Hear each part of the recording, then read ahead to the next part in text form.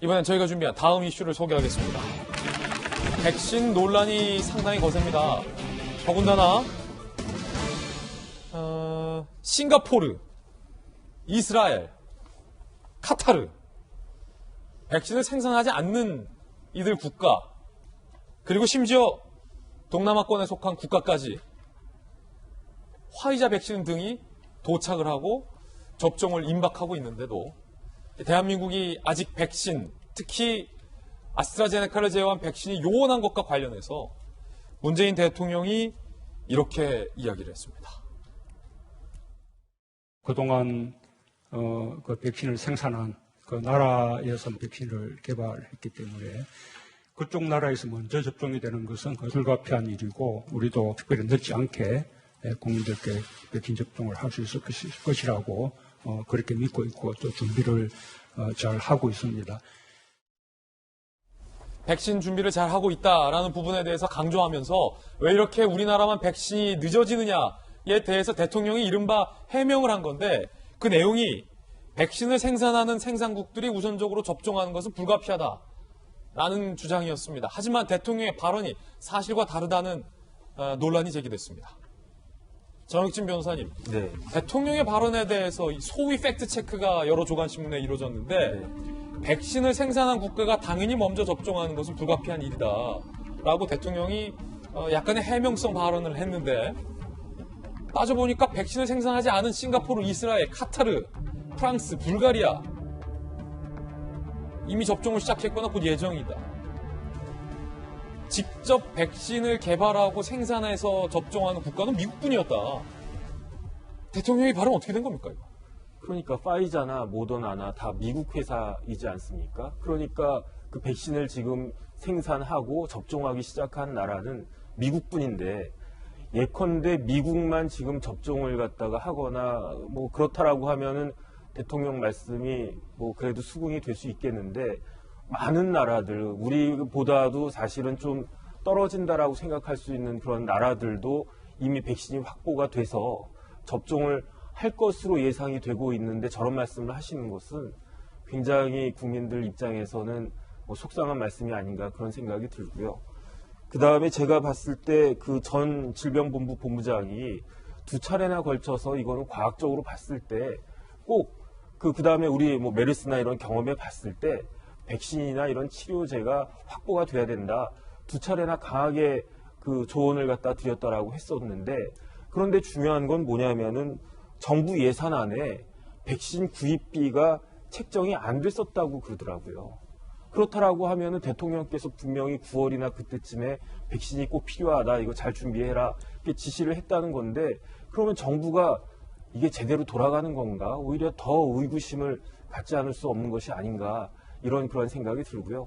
그다음 어쨌든 지금 일은 벌어진 거고 중요한 것은 이 문제를 해결을 갖다가 해야 되지 않겠습니까? 지나간 건 지나간 거고 지금 더욱더 이제 코로나가 뭐 이제 3차 이제 트윈데믹 해가지고 창궐하기 시작하는 이 시점에 있어서 어떻게든 빨리 이 부분들을 그 확보하고 해결을 갖다가 할 수 있도록 정부의 총 역량을 기울여야 될 것이라고 저는 생각을 합니다. 예, 김연아 의원님, 어제 대통령의 저런 발언이 나온 맥락을 좀 살펴보면, 짚어보면 야당 혹은 전문가들, 국민들 사이에선 왜 경제대국의 대한민국이 백신 확보라는 중차대한 국가의 책무에 대해서 소홀히 여기고 K방역을 자화자찬하면서도 백신 확보에 나서지 않았느냐. 이것은 정부의 실책이 아니냐라는 질책이 강하게 나오던 터에 대통령의 저런 발언이 있었던 거잖아요.